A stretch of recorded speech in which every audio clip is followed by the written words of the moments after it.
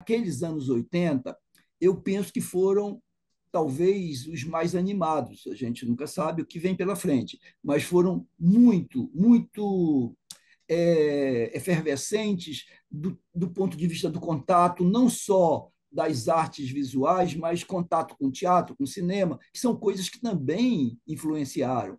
E contato com pessoas, havia uma circulação, uma animação nacional, e, sobretudo, em torno da pintura.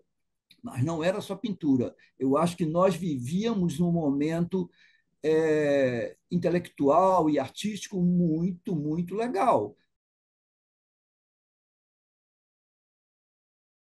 Otônio, como artista, é a pessoa que me conduz.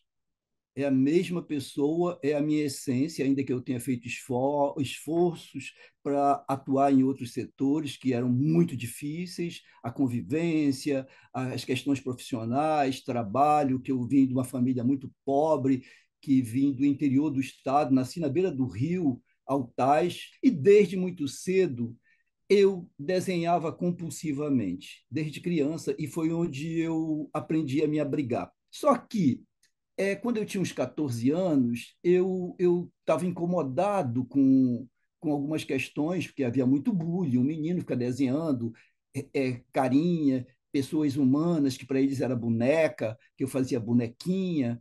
Então, um dia eu decidi queimar todo o meu acervo e fiz uma fogueira no quintal da casa da minha mãe, queimei grande parte desse material. Então, esse garoto tentou se esquivar, fugir da arte, mas é o que eu digo, é essência, você não tem como escapar. E eu continuei trabalhando ali, fui fazer jornalismo, que também fez a minha cabeça o jornalismo, que eu comecei a ter uma consciência maior da questão social, da questão da Amazônia, com contato com alguns professores um pouco mais crítico, e isso começou a modificar o meu repertório.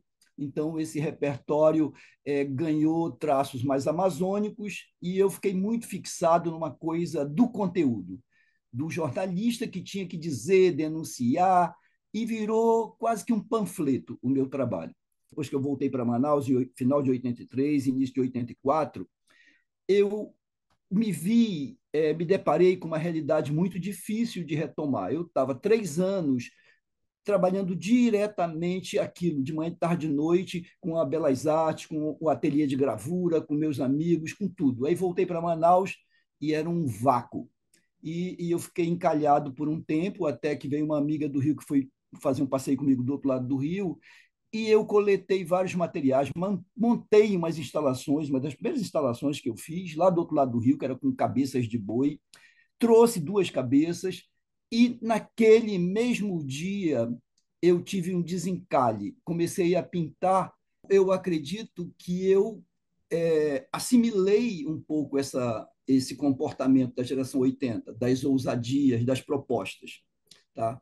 E ainda que eu estivesse aqui em Manaus, eu digo que muda a temática, mas a confecção, a realização, a compreensão é basicamente a mesma, que é a questão da diversidade de materiais, de expressões, enfim. E nesse sentido, ainda que eu possa é, destacar alguma coisa regional, mas eu acho que não é por aí que deveria, porque eu não era um artista regionalista, eu era um artista, como eu sou.